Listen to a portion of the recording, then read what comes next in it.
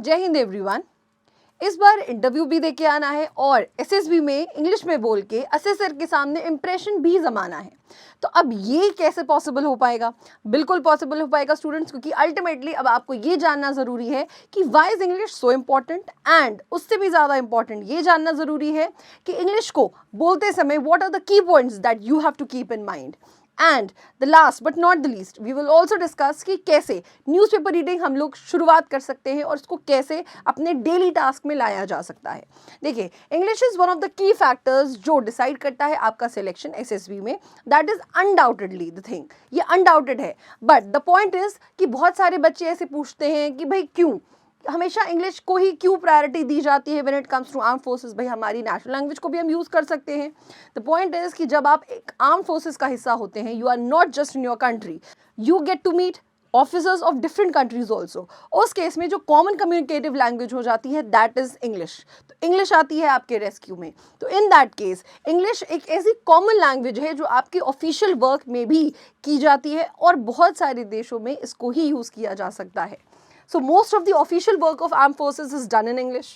It binds the officers of diverse culture together.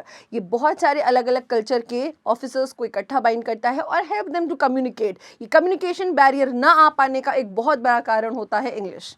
Then aids military exercises with other countries. जब military exercises वगैरह होती हैं दूसरे countries से, तो I am sure no country will prefer its own language. उस case में फिर आपको उस कंट्री की लैंग्वेज को सीखना पड़ेगा। Again English comes to rescue. तो ये एक ऐसी कॉमन लैंग्वेज है जो आप हर एक पैरामीटर में उसको सिक्योर कर सकते हैं। A class 1 officer is expected to write and speak this international language and you as an officer should be adept in this particular language. Now the question is कि क्या हम एसएसबी को हिंदी में नहीं दे सकते? The answer to it yes, बिल्कुल दे सकते हैं। Again but the point is कि आपको एक basic level of English communication आना ही चाहिए, that is must. So why not give your SSB and create a good impression in English itself. तो उसी के लिए अब आज की problem, how to improve English. English को इम्प्रूव कैसे किया जाए? देखिए, आपने ये बहुत बार सुन लिया है कि बुक्स पढ़ना है। द पॉइंट इज कि बुक्स में क्या पढ़ना है और कैसी बुक्स पढ़नी है। अगर आपकी जो इंग्लिश है वो बहुत ही बेसिक लेवल से स्टार्ट करनी है, आपको start reading books like Panchatantra. It will help you for sure.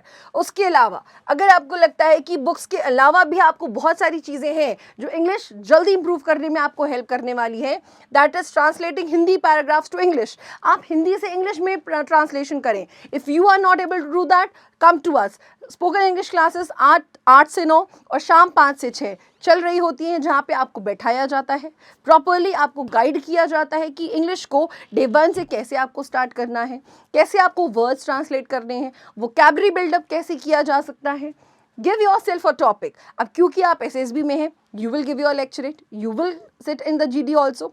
तो आपको खुद को एक टॉपिक देना है, रीड अबाउट इट, उसके बारे में पढ़ें। देखिए, आपकी knowledge is this and you have to increase the knowledge by reading, और वो हेल्प करेगा आपको सिर्फ और सिर्फ रीडिंग के बाद ही। Give yourself a topic, read करें, उसके बारे में पढ़ो and speak. Stand in front of the mirror and speak about it. ज़रूरी नहीं कि आप इंटरनेशनल अफेयर्स के ही टॉपिक से स्टार्ट करें। You can start from the very basic topic like unemployment, right, gender inequality. उसके अलावा बहुत सारे ऐसे बेसिक टॉपिक्स हैं जिसको पॉवर्टी इन इंडिया, राइट। उसके अलावा को एजुकेशन, बहुत सारे ऐसे बेसिक टॉपिक्स हैं जिनको आप शुरुआत कर सकते हैं। And then record yourself and find errors. जब आप बोल लेते हैं उस दौरान अपने आप को रिकॉर्ड भी करिए, because recording yourself will help you to find errors after that. और जब आप खुद के लिए एक असेसर बन जाते हैं and you find errors in yourself, only then you can assess yourself and improve and work on your weaknesses. Work on international relations and current events. Now when we are talking about international relations and current events, तो ये कैसे पता चलने वाला है? Now comes to rescue our newspaper reading. Now, newspaper reading in itself is very important when you are expected to be an officer. अगर आपको newspaper reading करने का तरीका नहीं पता, that means you yourself are not very adept to reading. In that case, अब newspaper reading में क्या पढ़ना है? क्योंकि इसमें तो बहुत सारी ऐसी न्यूज़ भी होती हैं जो हमारे काम की नहीं है। फॉर एग्जाम्पल, कहीं पे अगर कुछ चोरी हो गई है, कहीं पे कोई ट्रेन एक्सीडेंट हो गया हो, this is not of your concern. आपका जो कंसर्न हो जाता है that is the editorial section.